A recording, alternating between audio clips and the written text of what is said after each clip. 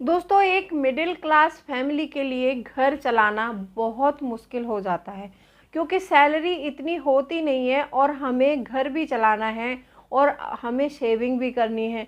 तो ऐसे में हम क्या करें और कैसी टिप्स अपनाएं जिससे कि हमारा पैसा भी बचे और हम अपने घर को भी बखूबी रन कर सकें। तो आज की वीडियो है बजटिंग टिप्स के बारे में। ये वीडियो बहुत इंटरेस्टिंग है, तो वीडियो को अंत तक ज़रूर वॉच कीजिएगा। हेलो फ्रेंड्स, मैं हूँ राधा चौहान और मेरे चैनल क्रिएटिव चौहान में आपका बहुत बहुत स्वागत है। आई होप आप सब अच्छे होंगे और सेहतमंद होंगे और आप लगातार मेरी वीडियो के साथ भी बने हुए होंगे। दोस्तों, आज की वीडियो में हम जानेंगे बजट से रिलेटेड 3 पॉइंट। ये तीनों पॉइंट बहुत महत्वपूर्ण हैं। अगर आप ध्यान से वीडियो एक बार वॉच करेंगे तो आपको समझ में आएगा कि हमें अपने घर का बजट कैसे बनाना चाहिए और अपने घर का बजट बनाकर हमें सेविंग कैसे करनी चाहिए। तो वीडियो के लास्ट तक ज़रूर बने रहिएगा। और अभी तक आपने चैनल को सब्सक्राइब नहीं किया है तो आपसे रिक्वेस्ट है, अपने क्रिएटिव चौहान चैनल को सब्सक्राइब कीजिए और बेल आइकन को भी ज़रूर प्रेस कर दीजिएगा ताकि ऐसी ही इंटरेस्टिंग वीडियो की नोटिफिकेशन आपको मिलते रहें। दोस्तों, वीडियो पसंद आए तो एक लाइक ज़रूर कर दीजिएगा। तो चलिए स्टार्ट करते हैं वीडियो को। सबसे पहला पॉइंट आता है कि अपने खर्चों को जाने। देखो, बजट बनाने में ये चीज़ हमें सबसे पहले नोटिस करनी पड़ेगी, हमारे खर्चे क्या क्या हैं। क्योंकि एक मिडिल क्लास फैमिली को पैसे बचाने के लिए बहुत स्ट्रगल करना पड़ता है, क्योंकि हर चीज़ सोचनी और समझनी पड़ती है। तो सबसे पहले आपको ये पता करना है कि मेरे खर्चे क्या हैं और मैं कौन से ऐसे खर्चे हैं जो बेफिजूल कर रहा हूँ या कर रही हूँ जिसकी वजह से हमारा पैसा नहीं बच रहा है। अब इसके लिए आपको क्या करना होगा, सबसे पहले बजट की शुरुआत कर रहे हैं आप। मेरी कुछ बिगनर्स बहनें हैं, उन्होंने बोला है कि बजट बनाने की शुरुआत हम करें तो करें कैसे, हमारे कुछ समझ में नहीं आ रहा है। तो उनको क्या करना है, उनको एक डायरी लेनी है छोटी सी और उस डायरी में एक लिस्ट बनानी शुरू करनी है। देखो, सबसे पहली ज़रूरत हमारी जो होती है रोटी कपड़ा और मकान होती है। तो उससे रिलेटेड जो भी खर्चे हैं एक डायरी में नोट कर लीजिए। तो सबसे पहले आते हैं हमारे बेसिक खर्चे। हमारे बेसिक खर्चे क्या हो सकते हैं, हमारे बेसिक खर्चे हो सकते हैं जैसे अगर हम कहीं बाहर, आपने देखा होगा जो लोग जॉब करते हैं बाहर जाके अक्सर उनको रेंट पर रहना पड़ता है। तो आपके घर का रेंट आपकी बेसिक ज़रूरत है। दूसरा पॉइंट आता है आपके घर की ग्रोसरी।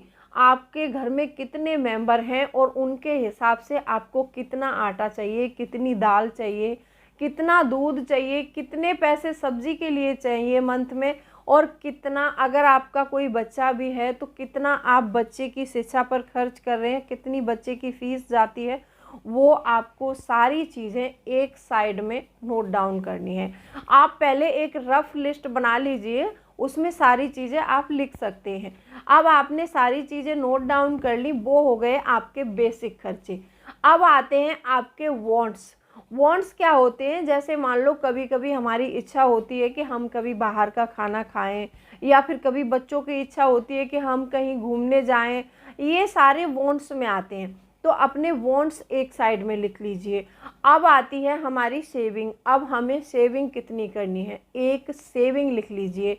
और एक होता है उसमें हमें जो पर डे का खर्च होता है, एक लिस्ट हमें अपने पर डे खर्च की भी बनानी होती है। देखो, पर डे खर्च क्या क्या हो सकते हैं हमारे, जैसे अगर हमारे बच्चे पढ़ाई कर रहे हैं तो बच्चों की स्टेशनरी हो सकती है। अगर हमारा दूध पर डे आता है किसी दुकान से, हम देखा होगा अक्सर करके बाज़ारों में आजकल पैकेट वाला दूध मिलता है तो पर डे लेने जाना पड़ता है। या फिर कहीं कहीं पर ऐसा होता है कि जैसे दूध वाला दूध देने आता है तो उसका हिसाब मंथली होता है, तो वो तो हमारा मंथली खर्च में चला जाएगा। अगर हम पर डे दूध लेने जाते हैं तो उसका भी हमें हिसाब लिखना चाहिए कि पर डे का खर्च हमारा इतना है। तो हमें ये सारे खर्चों की पहले एक रफ लिस्ट बनानी है। रफ लिस्ट बना करके फिर हमको देखना है कि हमारी सैलरी कितनी है। अच्छा, सैलरी हमारी जितनी भी हो, सबसे पहले उस सैलरी को हमें 3 भागों में डिवाइड करना है। सैलरी को 3 भागों में डिवाइड क्यों करना है मैं बताती हूँ। हमें 50% सैलरी को अलग रखना चाहिए। वो 50% हम अपने घर की बेसिक नीड में लगाएंगे। आपकी जो भी सैलरी है, सबसे पहले तो आपको यही करना है कि सबसे पहले लिस्ट बनानी है और दूसरा अपनी सैलरी को आपको डिवाइड करना है। जो भी सैलरी मिलती है आपको, उस सैलरी को 3 पार्ट्स में डिवाइड करना है। अब 3 पार्ट्स क्या होंगे? सबसे पहले आप, मैंने बताया 50% पैसा अपनी बेसिक नीड में दो। जैसे मान लो, एक एग्जाम्पल के लिए मैं ले रही हूँ, 10,000 रुपये किसी की सैलरी है। सैलरी आपकी जितनी भी हो उस हिसाब से करना। मैंने एक एग्जाम्पल के लिए 10,000 का ले लिया है, ठीक है। 10,000 आपकी मंथली सैलरी है, तो आप क्या करेंगे? 10,000 का 50% हो गया 5,000 रुपये। 5,000 रुपये आप अपनी बेसिक नीड के लिए अलग रख लीजिए। एक कोई वो ले लीजिए, जैसे कैश स्टफिंग बोलते हैं ना। कैश स्टफिंग का तरीका जो है, मिडिल क्लास फैमिली के लिए सेविंग का बहुत अच्छा तरीका माना जाता है। मैं अगले वीडियो में आप लोगों से शेयर करूंगी कि कैश स्टफिंग क्या होती है, और ये बिगिनर्स बहनें हैं जो कैश स्टफिंग करके कितना पैसा मंथ में बचा सकती हैं, ठीक है। तो कैश स्टफिंग भी बहुत अच्छी होती है। कैश स्टफिंग के लिए क्या करना होता है कि हमें छोटे छोटे लिफाफे लेने होते हैं और हर लिफाफे में कैटेगरी वाइज पैसा भरना होता है। वो मैं किसी और वीडियो में बताऊंगी, आज बताती हूँ मैं आपको इसके बारे में। तो आपको 50% पैसा अलग रखना है। अब 30% पैसा आपको अलग करना है, वो होगा हमारे वांट्स के लिए। जैसे मैंने बताया कि कहीं बच्चों के साथ घूमने जाना है, या फिर आपको जैसे कोई अपने लिए कोई अच्छी ड्रेस खरीदनी है, कोई त्योहार है, कोई साड़ी खरीदनी है, कोई आइटम खरीदना है, उसके लिए आप 30% पैसे अलग रखेंगे। देखो, वांट्स जो होते हैं मिडिल क्लास फैमिली के लिए, वो होते हैं कि जैसे कहीं ट्रिप पे जा रहे हैं, या फिर आप घर में कोई अदरवाइज कोई मेहमान आ जाता है, ये पैसा हम सारा वांट्स में से ही लेंगे, क्योंकि मिडिल क्लास फैमिली के लिए इसके अलावा कोई और ऑप्शन होता नहीं है। अब 20% पैसा जो आएगा हमारा, 20% को हम अलग रखेंगे।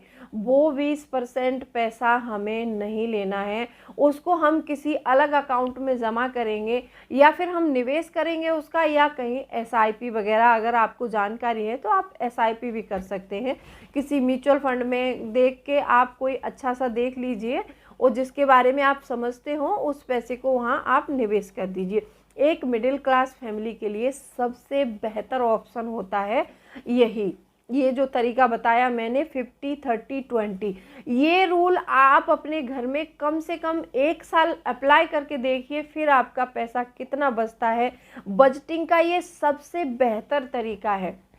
अब आपने जो 50% पैसा रखा है, उसमें से आप अपने घर की सारी ग्रोसरी, अपने बिजली के बिल, अपने घर का रेंट, गैस, बच्चे की फीस, ये सारी चीज़ें आपकी बेसिक नीड में आ जाती हैं। बेसिक नीड आपकी वो है, उसमें आपको ये पैसा खर्च करना है।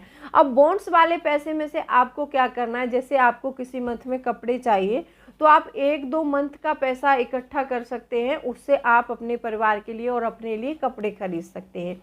आपको कभी भी डॉक्टर्स के पास जाना पड़ जाए, या फिर कहीं मेडिकल की कोई चीज़ लेने जा रहे हैं, तो वो भी आप बॉन्ड्स में से ही खर्च करेंगे, क्योंकि बेसिक नीड में पहले ही इतने सारे खर्चे हैं। 50% में आप वो ही कंप्लीट कर सकते हो। तो बॉन्ड्स वाला पैसा है, इसको आपको बचाना है। इसको कैसे बचाएंगे? आप कहीं जैसे महंगी ट्रिप घूमने जा रहे हैं, तो उसके बजाय किसी पार्क में घूम लीजिए, कोई सस्ता प्लान कर सकते हैं, तो वहाँ से पैसे बचा सकते हैं। आपका मन हो रहा है कोई ब्रांडेड कपड़े लेने का, ब्रांडेड जूते लेने का, तो आप लोकल मार्केट से भी परचेस करके काम चला सकते हैं।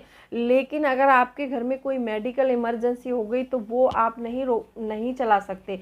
तो इसीलिए जो बॉन्ड्स का पैसा है उसको बचाना है आपको। एक मिडिल क्लास फैमिली के लिए यही सारी चीज़ें अरेंज करना बहुत मुश्किल होता है, और इसका अरेंजमेंट हमें अपनी सूझबूझ से ही करना होता है, ठीक है। तो अब ये सारा बजट का क्लियर हो गया कि बजट कैसे बनाना है, और अपनी सैलरी को कैसे डिवाइड करना है, कैसे कैसे यूज़ करना है अपने पैसे को, ताकि आपका पैसा पूरे मंथ भी चले और आपको कोई दिक्कत भी ना आए और आपकी सेविंग भी हो जाए। ये तो रही हमारी सबसे पहला पॉइंट का, बजटिंग टिप्स का ये तरीका रहा। अब दूसरा पॉइंट आता है, एक स्मार्ट गोल बनाएं। देखो, दूसरे पॉइंट में स्मार्ट गोल हो सकता है आगे बच्चे की आगे आने वाली शिक्षा हो सकती है। आपके घर में कोई शादी है, फंक्शन है, अपने बच्चों का ही है या फिर किसी और का है, कहीं जाना आना है आपको, ऐसे खर्चे हो सकते हैं आपकी लाइफ में। तो उनके लिए आपको अलग से सेविंग करनी होगी। जो 20% पैसा हम बचा रहे हैं वो पैसा हम निवेश करेंगे, वो पैसा आगे चल के आपका ग्रो होगा। उससे आप अपने छोटे छोटे गोल्स बनाइए। जैसे बच्चे की शिक्षा के लिए आपको लगता है कि मुझे 10 साल के बाद बच्चे की शिक्षा के लिए पैसा चाहिए, तो आप वो पैसा निवेश करते रहिए। और आप कोई ऐसा निवेश कीजिए कि जहाँ से आप 10 साल के बाद अगर पैसे निकालें तो आपका पैसा ग्रो होकर निकले। या फिर आपको मकान खरीदना है तो ऐसी चीज़ों के लिए एक स्मार्ट गोल बनाइए और उस चीज़ के हिसाब से पैसा अपना निवेश कीजिए कि मुझे इतने समय के बाद इतना अमाउंट चाहिए। तो आप वो हिसाब लगा लीजिए कि इतना मैं यहाँ पर निवेश करूँगा तो मुझे आगे जाके इतना पैसा मिलेगा, इतने सालों में मैं अपना घर खरीद सकता हूँ या फिर अपने बच्चे को शिक्षा दिलवा सकता हूँ, या अपना एक कोई गोल बनाया है मैं ये गोल उस हिसाब से पूरा कर सकता हूँ। तो आपको एक स्मार्ट गोल ज़रूर बनाना है। जब आप सेविंग की मतलब एक मिडिल क्लास फैमिली के लिए हर चीज़ को ऐसे ही जोड़ना पड़ता है। आप सोचो कि मतलब कहीं से पैसा मिल जाएगा या फिर हम अचानक पैसे वाले हो जाएंगे, नहीं होता है। एक मिडिल क्लास फैमिली को हर जगह कंजूसी कह लीजिए या फिर उसको मैनेजमेंट कह लीजिए, मैनेजमेंट करना ही पड़ता है, तब जाके एक मिडिल क्लास फैमिली अपना घर खरीद सकती है, अपने बच्चों की शादी कर सकती है। अदरवाइज और तो नहीं हो सकता है। आप सोचते हो कि मतलब खर्चे करते रहें बराबर हम और पैसे वाले हो जाएं या फिर हम अपने कोई गोल अचीव कर लें, तो आप नहीं कर सकते हैं। आपको मैनेजमेंट तो करना ही पड़ेगा। तीसरा पॉइंट आता है कि अपने रेगुलर खर्चों को जाने, जो कि मैंने आपको पहले ही बताया था कि पर डे वाले जो खर्चे होते हैं। आप कहीं किसी ऑफिस में काम करते हैं, आप प्राइवेट वाहन से जा रहे हैं तो उसका किराया मंथ का आपका कितना होता है वो जान लीजिए। आप अगर गाड़ी से जा रहे हैं तो आपका पेट्रोल एक मंथ में कितना खर्च होता है वो आपको जानना पड़ेगा। आपके घर में पर डे का खर्चा कितना है वो तो हाउसवाइफ ही कर सकती हैं, अगर यदि जो जेंट्स होते हैं, क्योंकि उनका भी तो थोड़ा खर्चा होता है, क्योंकि वो भी पर डे ऑफिस जा रहे हैं तो उनका किराया हो गया। अदरवाइज कभी कभी देखो ऐसा भी होता है, कभी कभी बाहर खाने पीने का मन भी कर जाता है, तो उनको भी अपनी ज़रूरतों के लिए पैसा चाहिए ना। तो उस हिसाब से बजट बनाकर हर मंथ में अपने रेगुलर खर्चे और आपके बेसिक खर्चे, आपके पर डे वाले खर्चे, सारे खर्चों को देखिए, एक लिस्ट बना लीजिए। सबसे बड़ा काम यही है आप लोगों के लिए कि आपको एक लिस्ट बनानी है और उसके अकॉर्डिंग आपको अपने खर्चों में कटौती करनी है। खर्चों में कटौती क्यों करनी है? क्योंकि देखो सारे खर्चे करते करते तो हम मतलब पैसे नहीं बचा सकते हैं, पूरी सैलरी उन खर्चों में ही चली जाएगी। तो इसीलिए मैंने बताया आपको कि आपका जितना भी पैसा मिलता है आपको, उसमें से 80% पैसे को आप यूज़ कीजिए। हर मंथ में 80% पैसे को आप यूज़ कीजिए। अब उस 80% को भी यूज़ आपको मैंने बता दिया कि 50% पैसा तो आपको अपनी बेसिक नीड में डालना ही डालना है। हो सके तो उसको कम करने की कोशिश करो, क्योंकि बहुत सारे खर्चे ऐसे होते हैं जो सिर्फ हाउस वाइफ ही समझ पाती हैं और उन खर्चों को वो धीरे धीरे कम करती हैं, तो वो कम हो भी जाते हैं। ये मैंने अपने एक्सपीरियंस से बता रही हूँ आपको। आज मुझे 12 साल हो गए घर को रन करते हुए। मैं बहुत सारे खर्चे ऐसे होते हैं जिनको मैं कम करती हूँ अपने घर में। बहुत सारे खर्चे ऐसे हैं, हर मंथ में कुछ ना कुछ नया चाहिए, तो उसके लिए मैं हमेशा प्रिपरेशन करती हूँ पहले से, उसके बाद में ख़रीदती हूँ। जब मैं उसके लिए पैसा इकट्ठा करती हूँ तब उस चीज़ को परचेस करती हूँ। ऐसा नहीं है कि जो बजट वाला पैसा है उसमें से ही कोई भी सामान चाहिए तो तुरंत परचेस कर लूँ। फिर होता क्या है कि बजट बिगड़ जाता है, फिर पैसे नहीं बच पाते हैं। फिर जब बेसिक नीड में हमें चाहिए होंगे पैसे तो हम अपनी सेविंग को खर्च करेंगे।